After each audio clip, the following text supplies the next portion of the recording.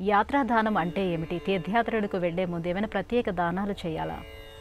యాత్రాదానం అనే అంశాన్ని శ్రీరామాయణం మనకు వివరిస్తుంది. సీతా లక్ష్మణ సమేతుడైన రామచంద్రమూర్తి వనవాసం నిమిత్తమై ప్రయాణం ప్రారంభం చేసే సమయంలో తనకు తన మామగారి వలన వచ్చినటువంటి సమస్త సంపదలను భద్రము అనే పేరు గల ఏనుగుతో సహా సమస్తాన్ని దానం చేస్తాడు. అలాగే చివరి సమయంలో ఇల్లాలు చెప్పడంతో రాజుగారి యాత్రకు వెళుతున్నారు, ఏవైనా ఇస్తారేమో.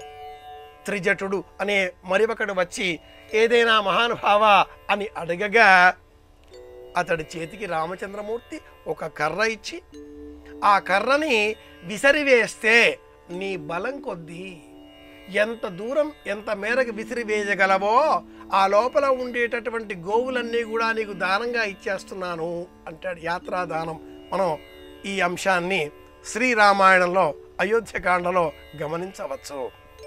యాత్రలకు ఉపక్రమించకంటే పూర్వం పలువురు ఈనాటి కాలంలో దానం చెయ్యాలి అనే అంశాన్ని గమనిస్తున్నారు. దానం చెయ్యాలి. ఈ అర్థం ఏమిటి అంటే, యాత్రలకు వెళుతున్నారు, ఇల్లు, డబ్బు, ఇంటికి సంబంధించిన వ్యవహారాలు, లౌకిక వ్యవహారాలు, వీటి పట్ల మమకారం విడిచిపెట్టాలి. కాశీ వెళుతున్నాను, రామేశ్వరం వెళుతున్నాను, కన్యాకుమారి వెళుతున్నాను, లేదా ఇంకేదైనా అమరనాథ యాత్ర చేస్తున్నాను, అలా దూర ప్రయాణాలు వెళ్ళే సమయంలో ఇంటికి సంబంధించిన మమకారాలు విడిచిపెట్టాలి. దానం చెయ్యాలి.